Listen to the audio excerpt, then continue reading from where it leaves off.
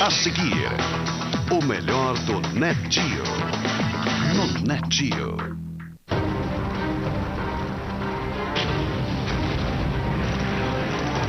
Berlim, 1945.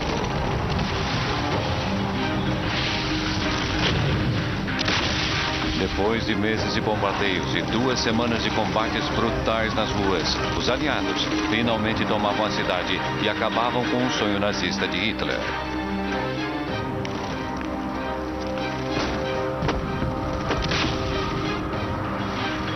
O historiador Anthony Beevor, autor de Berlim 1945, A Queda, volta à cidade para concluir sua história.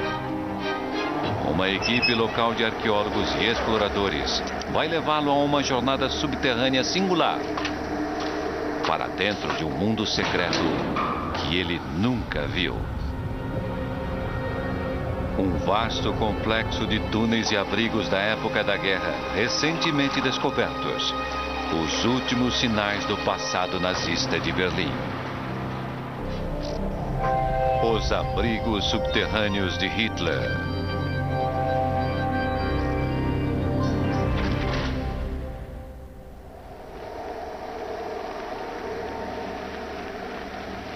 Quando a guerra terminou, Berlim era uma cidade em ruínas. 90% de suas construções haviam sido destruídas em pouco mais de 10 dias. Durante 3 meses, bombardeiros americanos e britânicos atacaram a cidade dia e noite. E então os russos atacaram a maior barragem de artilharia da história no centro de uma cidade. Foram 2 milhões de projéteis em apenas 2 semanas.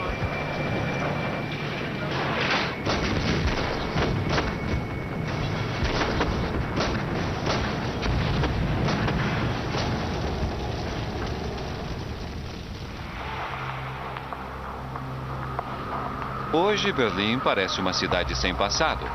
Todos os sinais da era nazista desapareceram há muito tempo, por trás de construções futurísticas de aço e de vidro laminado.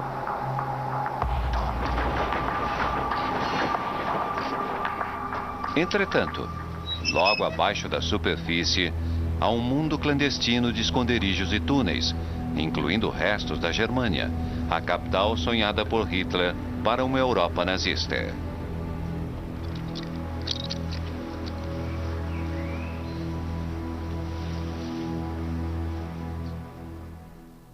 Essa é a primeira vez que vejo alguma coisa real relativa à Germânia, em vez de ver o modelo. Portanto, é uma experiência extraordinária. Para a maioria dos historiadores, Germânia não passa de uma fantasia, o sonho de um ditador insano. Entretanto, mais de 18 metros abaixo desse parque está uma prova raramente vista de que Hitler realmente começara a construção da cidade. É incrível, é certamente a maior estação de metrô que eu já vi. E que eco!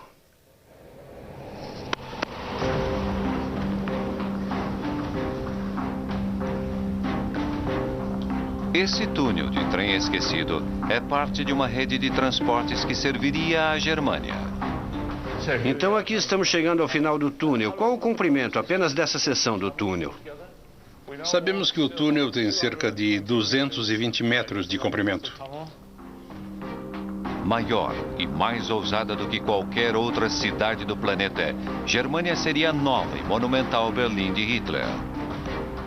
Ele planejou fazer cópias exageradas das mais famosas construções da Europa. O Arco da Vitória teria 2 vezes o tamanho do Arco do Triunfo francês, a avenida central mais larga que a Champs-Élysées, e o grande salão seria grande o bastante para engolir a Basílica de São Pedro em Roma.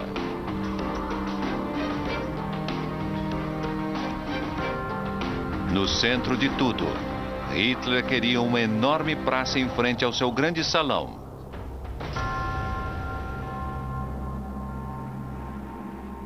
Um fórum público onde ele poderia fazer comícios gigantescos e falar diretamente a 1 milhão de alemães.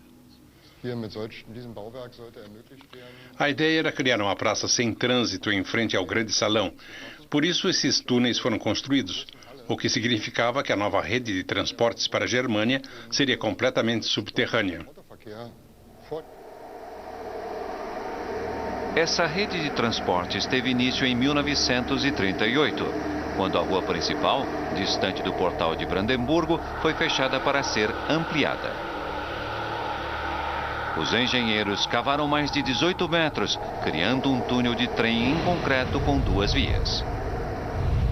Acima dele, 2 túneis para carros também foram revestidos em concreto, antes que a rua acima fosse restaurada. Entretanto, esses túneis nem chegaram a ser utilizados. O projeto foi interrompido em 1939, quando da deflagração da guerra. É fascinante ver um pouco do que Hitler sonhava e ver Germânia. É uma parte bastante horripilante da história. Acho que é possível começar a sentir o que teria ocorrido se Hitler tivesse realmente ganhado a guerra e feito tudo o que queria fazer.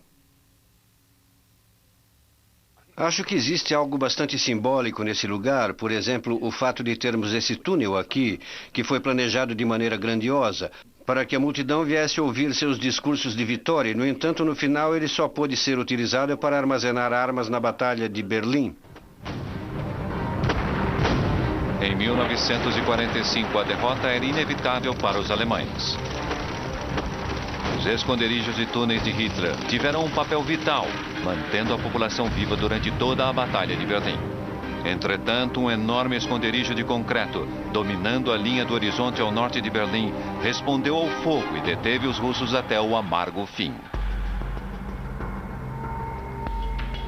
Nos tranquilos subúrbios ao norte de Berlim, uma escavação arqueológica está revelando lentamente a história por trás de um dos mais mortais esconderijos de guerra de Hitler. Coberto com árvores, esse esconderijo é incomum, porque foi construído na superfície. Entre as espessas paredes de concreto, a Associação Subterrâneos de Berlim, formada por um grupo de historiadores e arqueólogos locais, tem limpado e explorado essa gigantesca estrutura há anos.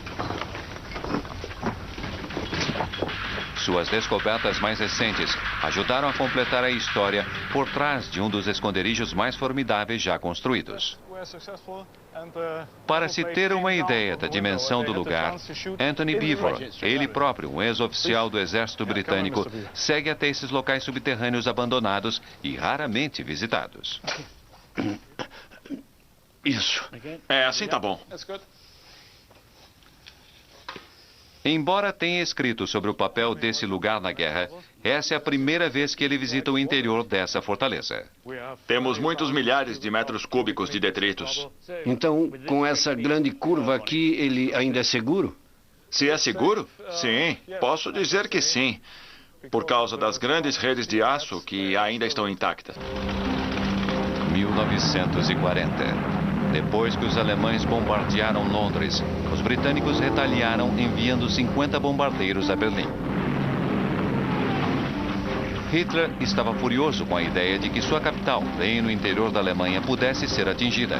Por isso, ele ordenou a construção de 3 enormes esconderijos antiaéreos, ou torres de artilharia antiaérea, em um triângulo ao redor do centro da cidade: Humboldt-Hain, Friedrichshain e Suhl. Repletas de armas antiaéreas, Hitler acreditava que essas torres representariam um obstáculo tão violento que nenhum avião inimigo ousaria sobrevoar sua capital novamente. O Führer se envolveu pessoalmente no projeto dessa estrutura quase medieval. Ele fez esboços, projetou abrigos antiaéreos, torres de artilharia antiaérea. Ele queria tomar parte nesse tipo de empreendimento. Um de seus esboços sobrevive. Assim como seus planos para a Germânia, aquelas torres tinham fundação de concreto de 2 metros de espessura e uma área de superfície equivalente a 24 quadras de tênis. As paredes tinham quase 2,5 metros de espessura e a construção 7 andares de altura. Um telhado de concreto de 3 metros de espessura era suficiente para suportar um impacto direto das maiores bombas. Plataformas de artilharia em múltiplos níveis davam aos atiradores uma cobertura de fogo de 360 graus.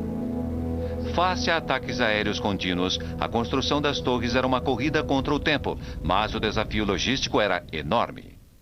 Para poder erguer uma daquelas torres, seriam necessárias 100 mil toneladas de cascalho, 78 mil toneladas de pedregulho, 35 mil toneladas de cimento, 9.200 toneladas de aço e 15 mil metros cúbicos de madeira.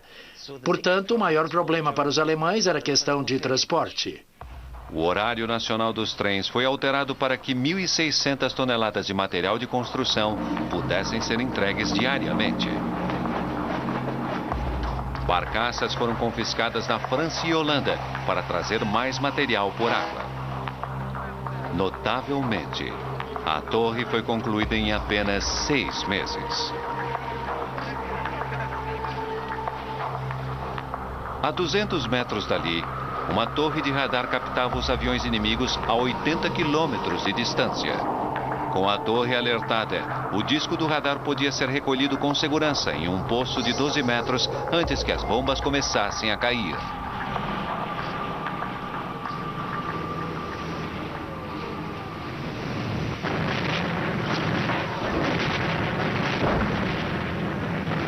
O número de baixas de aviões aliados que sobrevoavam Berlim era altíssimo.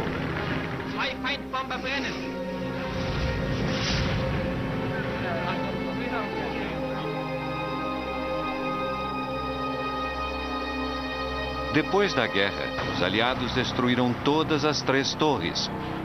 Mas os franceses só conseguiram fazer metade do serviço em Hobolt-Hain. As torres ao norte estavam próximas demais da ferrovia principal e sobreviveram para serem enterradas sob uma montanha de escombros nos locais dos bombardeios.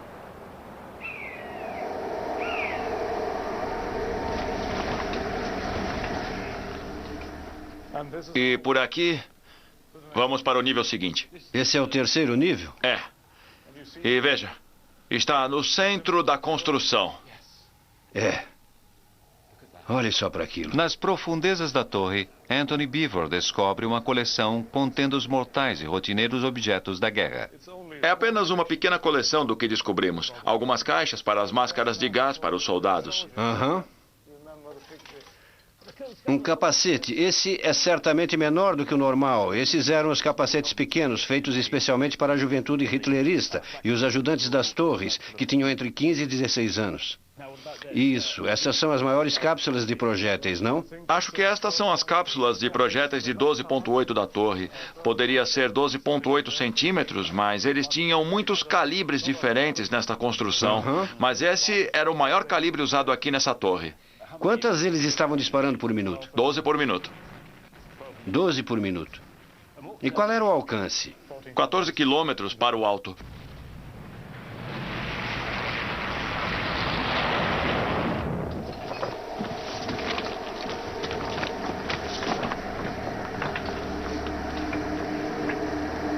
Sendo um dos primeiros a entrar nesse depósito de munições recentemente escavado, Anthony Beevor vê prova incontestável desse enorme poder de fogo.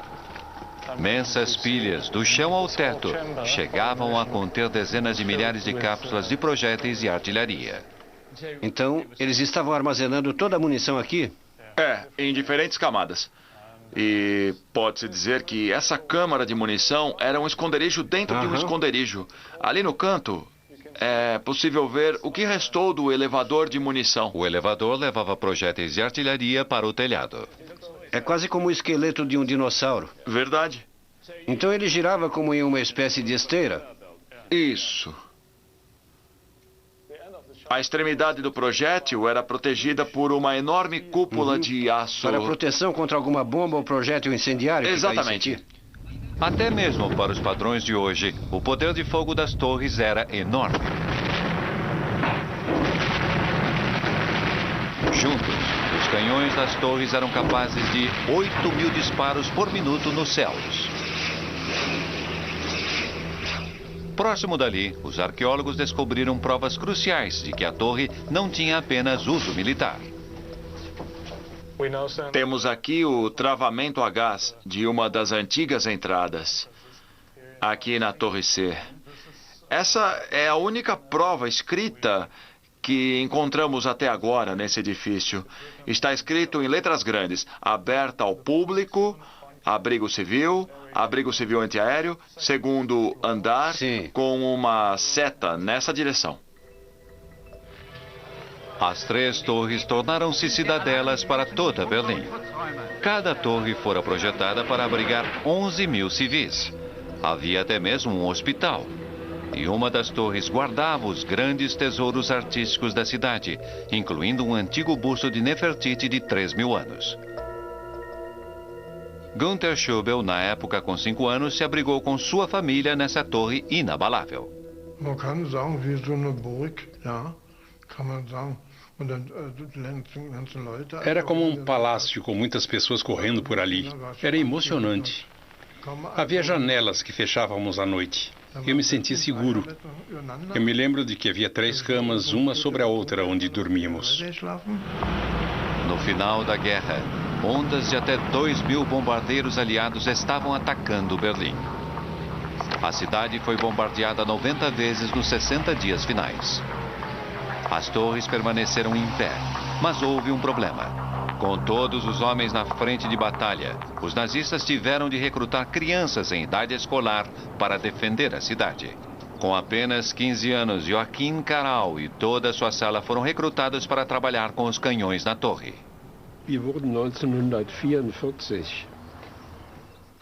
Em 1944, eu fui recrutado com toda a minha sala para nos tornarmos ajudantes nas torres.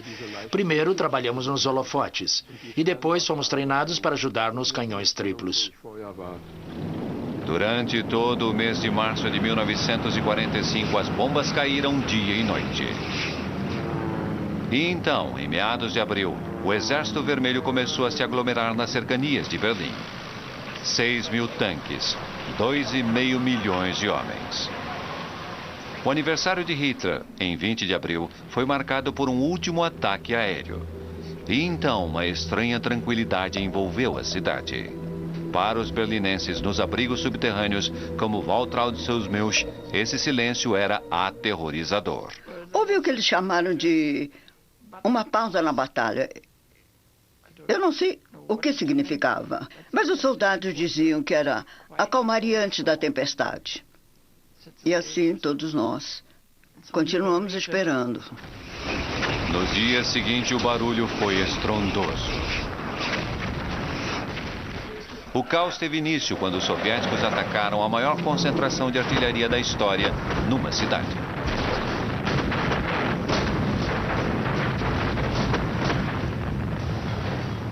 Não houve qualquer alerta, nada.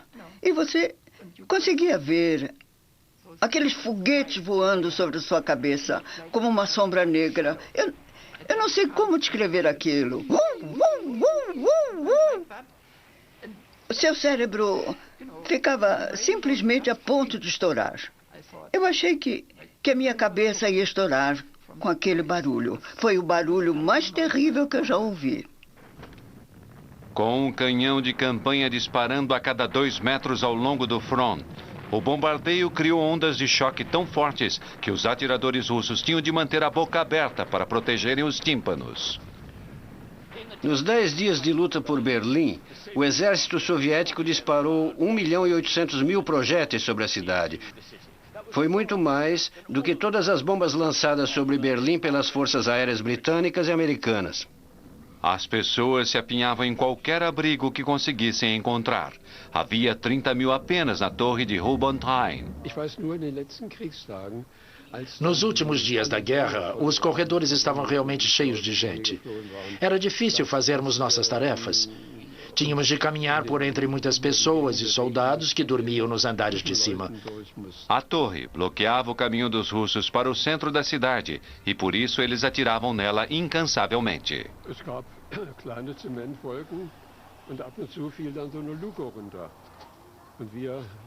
Havia pequenas nuvens de cimento e ao redor das janelas as paredes desabaram. E rimos um pouco pelo fato dos arquitetos nunca terem imaginado que um dia esse abrigo viesse a ser atacado por terra. A torre abaixou seus canhões e atirou de volta contra os tanques. Um cerco medieval havia se formado. A prova dessa batalha de canhões permanece, mas as paredes de concreto reforçado ficaram firmes e os russos tiveram de contornar a torre. Depois, eles abriram caminho pela cidade de casa em casa, de rua em rua. A luta foi especialmente violenta na parte sul de Berlim. Em Tempelhof, o Exército Vermelho lutou pelo controle do valioso aeroporto de Hitler.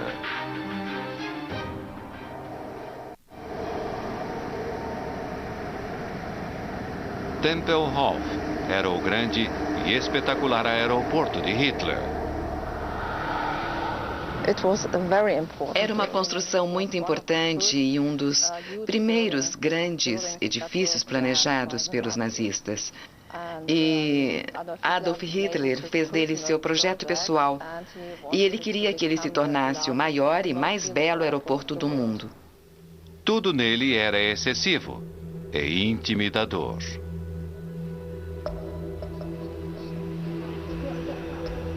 Ele fora projetado para fascinar os que visitavam a Berlim nazista. Mas havia também um desejo de impressionar o público alemão. Hitler queria que esse aeroporto fosse não apenas um aeroporto, mas também um estádio a céu aberto. Portanto, a enorme forma de meia-lua do aeroporto justifica-se devido a essa ideia de construir um estádio a céu aberto. Hitler planejava apresentar um espetáculo aeromilitar anual em Tempelhof. A cobertura do aeroporto fora construída para acomodar até 100 mil espectadores em pé. A propaganda alcançava até mesmo os pilotos. De cima, o aeroporto parecia uma águia nazista. Mas os maiores segredos de Tempelhof não eram visíveis. Eles ficavam no subsolo, onde uma rede de túneis de mais de 40 quilômetros oculta um passado bastante sombrio. Tempelhof, o aeroporto principal de Hitler, continua em funcionamento 70 anos depois de sua construção. No início era um aeroporto civil. Mas em 1940 o aeroporto foi tomado pelos eventos da guerra e secretamente transformado em local para a produção de aviões militares. Durante toda a guerra, caças e bombardeiros foram construídos nesses hangares. Tempelhof era perfeito para a fabricação de aeronaves. Embaixo dele existe um labirinto de túneis com instalações hidráulicas e elétricas.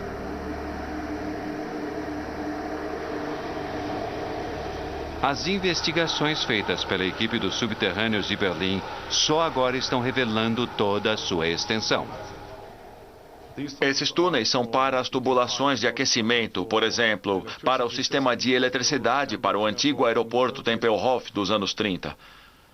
Nunca chegamos a contar todos eles, mas dizem que há um total de 6 níveis e 40 quilômetros de comprimento, incluindo todos os túneis. Com eletricidade e água corrente, a fábrica de aviões na época da guerra era totalmente autossuficiente.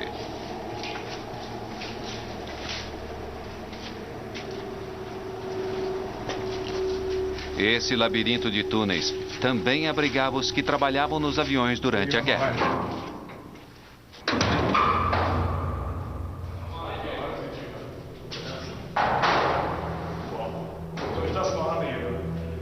Um dos abrigos está repleto de pinturas bizarras nas paredes.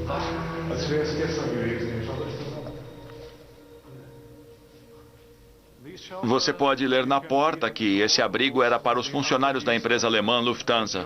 Era o maior deles, mesmo para os anos 30.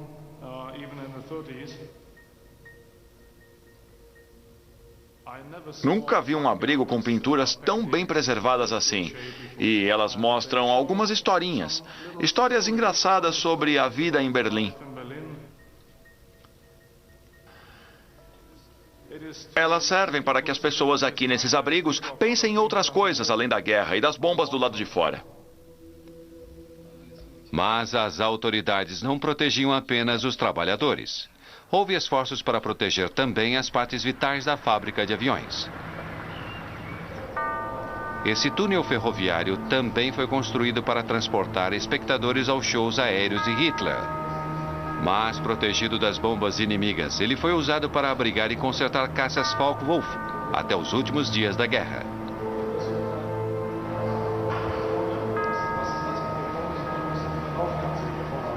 Parte do maquinário ainda pode ser vista pendurada no teto. Abaixo desse reque, movido a motor, os caças danificados em combate eram alinhados e consertados. Tão logo estivessem prontos, eram transportados pelo túnel antes de serem colocados na pista, decolando para o front.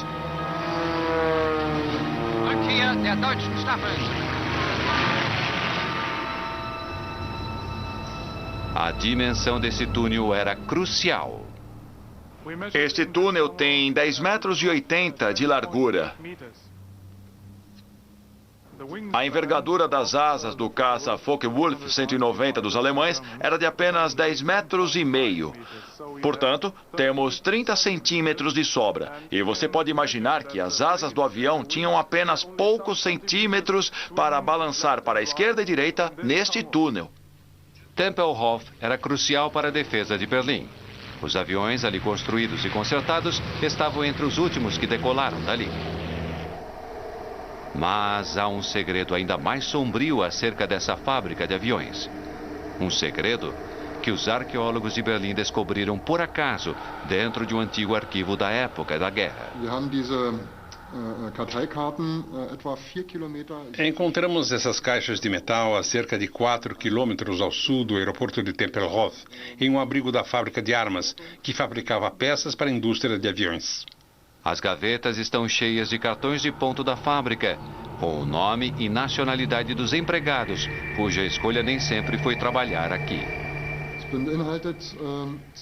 Há 12.600 cartões, 4.000 de mão de obra escrava. Quando os nazistas saquearam os países ocupados, eles levaram tudo de valor, incluindo pessoas. As condições para trabalhadores escravos, principalmente aqueles do leste, eram difíceis. Muitos foram retirados da Ucrânia, que perdeu 2,5 milhões de trabalhadores para a Alemanha. Cerca de 1 milhão não sobreviveu. A ucraniana Olga Wisniewska, na época com 17 anos, foi trazida de Kiev em 1942 sob a mira de uma arma e forçada a consertar caças em Tempelhof. Trabalhávamos desde a madrugada até anoitecer. Chegávamos ao local de trabalho toda manhã, apresentávamos nossos cartões, batíamos os cartões. Quando terminávamos o trabalho, batíamos o cartão para sair.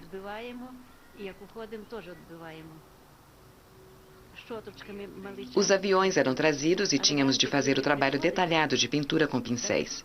Não conseguíamos respirar. Havia acetona na pistola de ar para que a tinta secasse mais rápido. A fumaça tornava a respiração dolorosa. Mesmo no final da guerra, Tempelhof ainda fabricava aviões 24 horas por dia e foi ferozmente defendido pelo exército alemão. Os soviéticos não sabiam da fábrica secreta, mas lutaram violentamente para conquistar o aeroporto para seus próprios aviões. Em meio a tudo isso estavam os escravos. Quando nossos soldados estavam próximos, fomos colocadas em um porão. Passamos 3 dias no escuro, sem comida, sem água. Um soldado alemão ficava de guarda. Uma das garotas conseguiu fugir e reconheceu nossos soldados no aeroporto.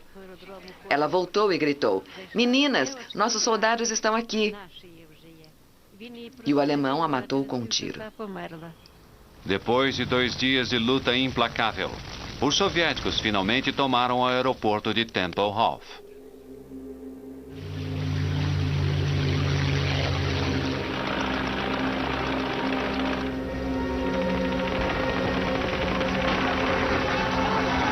Então o Exército Vermelho avançou violentamente para o centro da cidade.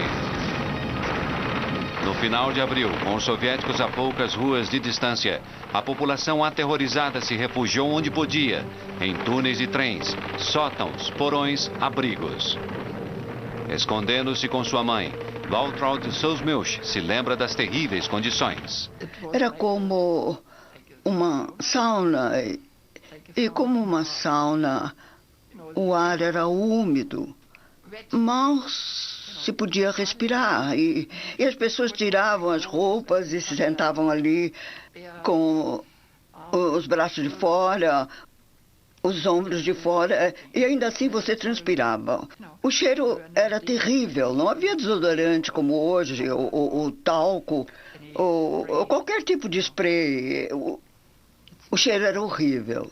Sabe? Eles estavam apinhados e eram muitos, quer dizer, havia até 50.000 pessoas no abrigo Zoo. Em Anhalt-Bahnhof ninguém conseguia se mexer. As pessoas nem ao menos conseguiam ir ao banheiro, faziam as necessidades onde estavam. Rua Dresdner. Anthony Beaver recebe permissão para entrar num abrigo no centro da cidade, onde mulheres e crianças aterrorizadas se esconderam dos russos. A tampa desse bueiro desconhecido é a passagem para voltar ao tempo da guerra em Berlim.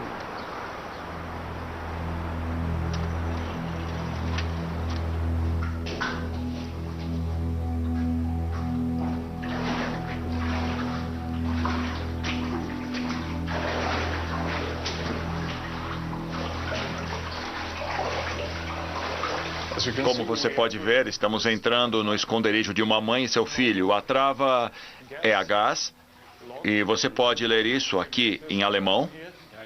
E durante um ataque aéreo, todas as portas do abrigo eram fechadas para proteger as pessoas, não somente do gás venenoso, mas também dos incêndios do lado de fora, pois as ruas ficavam em chamas.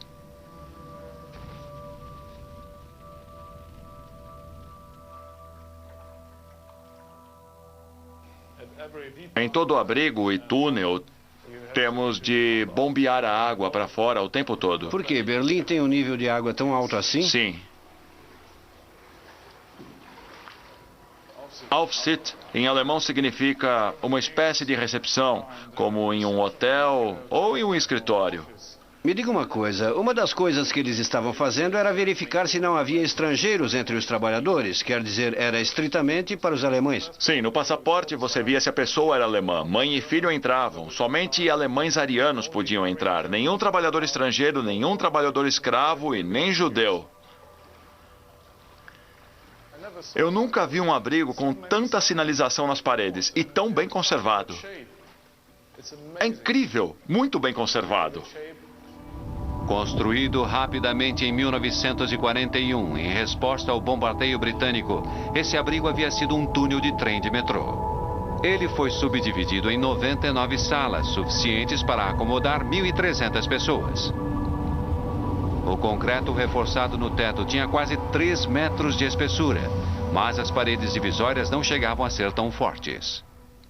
Ah, isso é interessante. Houve uma explosão aqui no final da guerra. Uma testemunha nos contou uma história. Eles estavam lutando até mesmo nos túneis e talvez isso tenha sido provocado por granadas ou uma arma antitanque. Então nem mesmo os abrigos antiaéreos eram realmente seguros para as mulheres e crianças, porque os soldados soviéticos os esvaziavam e faziam buscas, e obviamente havia luta nos abrigos subterrâneos também. Sim.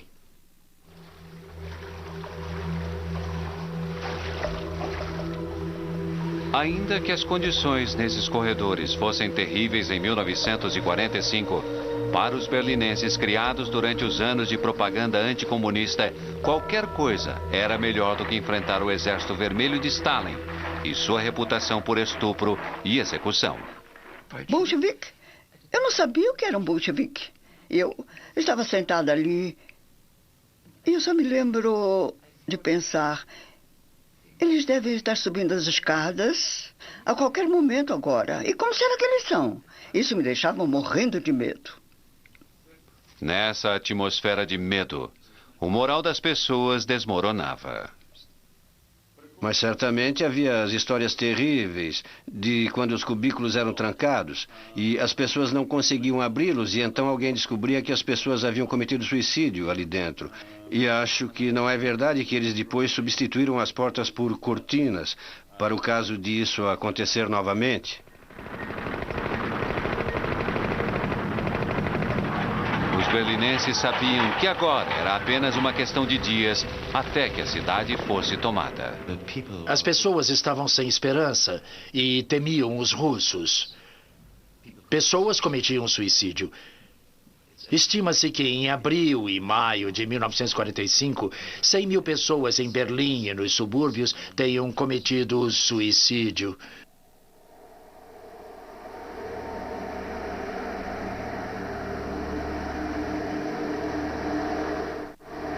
Hitler, agora isolado do mundo exterior, perdera-se em sua fantasia do Reich de 1000 anos.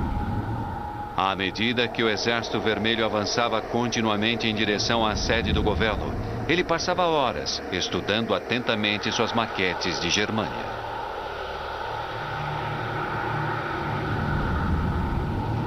A cidade estava tão perigosa que até mesmo as notícias eram lidas de um abrigo sobre o edifício da Rádio Reich.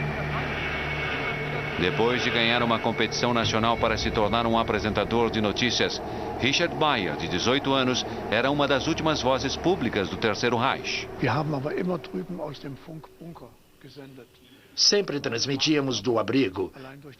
Ele tinha um teto de 6 metros de espessura e nada poderia ultrapassá-lo. Mas a pergunta que nos fazíamos em meados de abril era: quem é que ainda está nos ouvindo?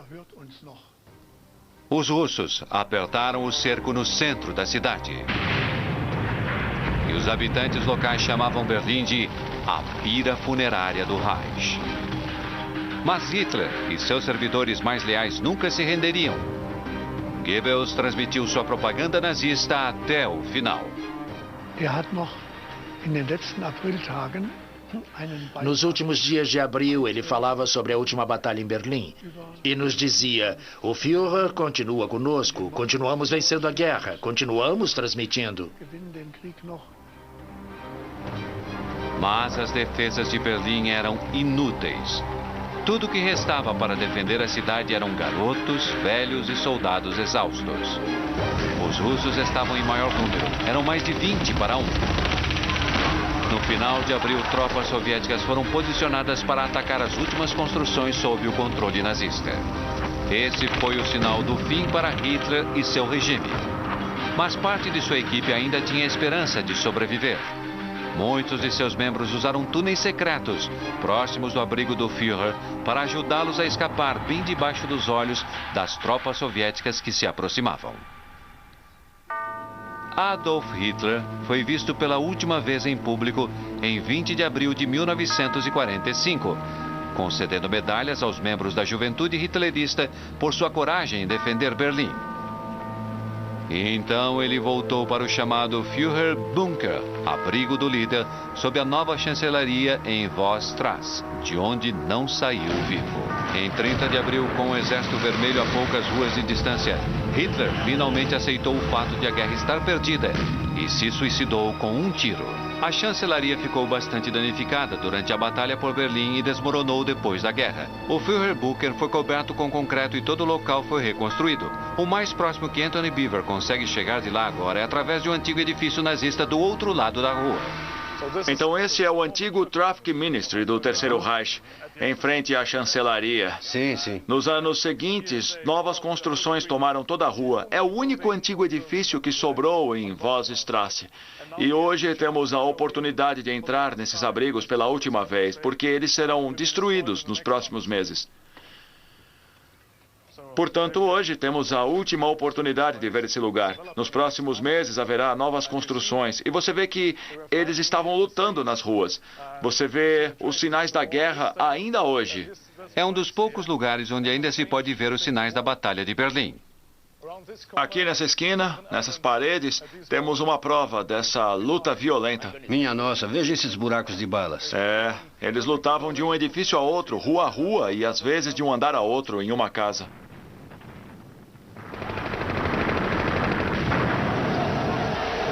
À medida que a notícia da morte de Hitler se espalhava, seus mais leais auxiliares se suicidavam com cápsulas de veneno ou revólver. Mas para outros de sua equipe que não quiseram morrer com ele, essa era a oportunidade de fugirem.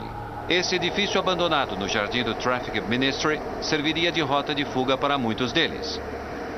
Para eles, o regime nazista estava acabado. A única questão agora era a própria sobrevivência. A maior parte dos grupos tentou fugir nesta direção. Era a melhor maneira de escapar da chancelaria e do distrito dos edifícios do governo para o norte. Para evitar os combates em Wilhelmstrasse. Sim.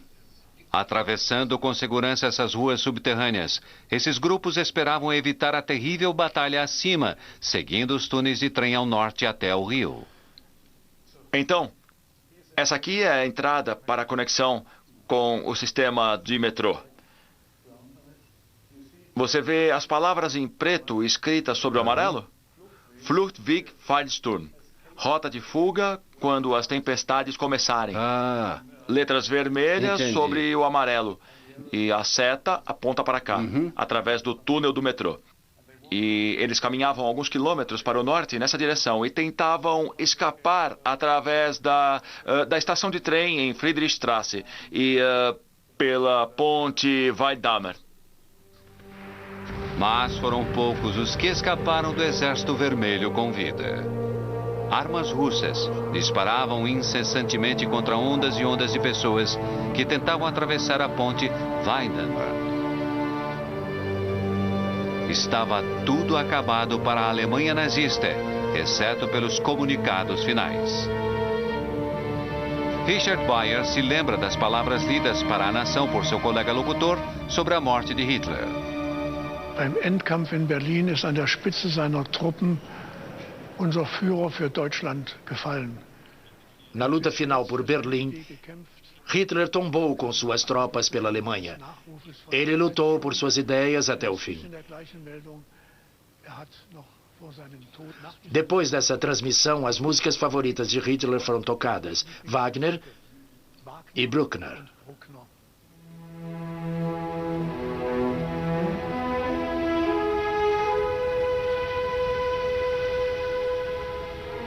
Duas horas depois era a vez dele. Bayer silenciou a estação com as seguintes palavras: Nós nos lembramos dos atos heróicos dos soldados alemães em terra, no mar e no ar. O Führer está morto. Vida longa para o Reich. Entre as ruínas da cidade, a torre em Rubenheim lutou por mais um dia. Mas então os canhões silenciaram. À medida que os civis saíam de seus abrigos, com os olhos ofuscados pela luz do sol, a Berlim que os recebia estava irreconhecível. Era difícil saber onde ficavam as ruas antes disso.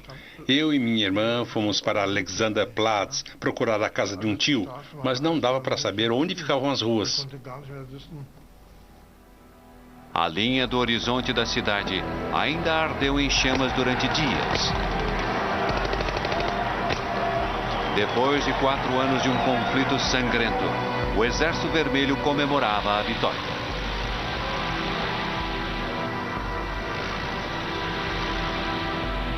Soldados alemães marchavam para o cativeiro. Os escravos, livres de seus grilhões nazistas, começavam sua longa viagem para casa.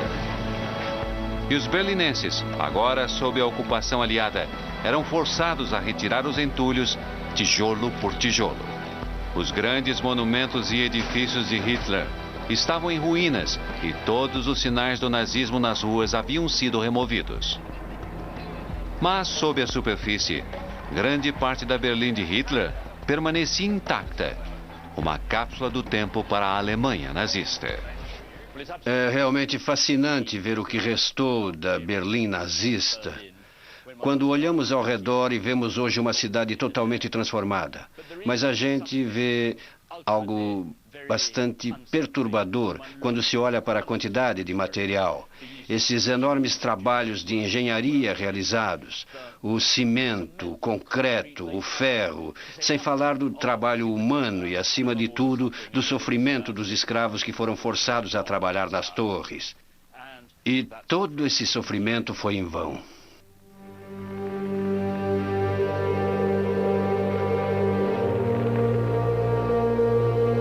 Versão brasileira, Centauro.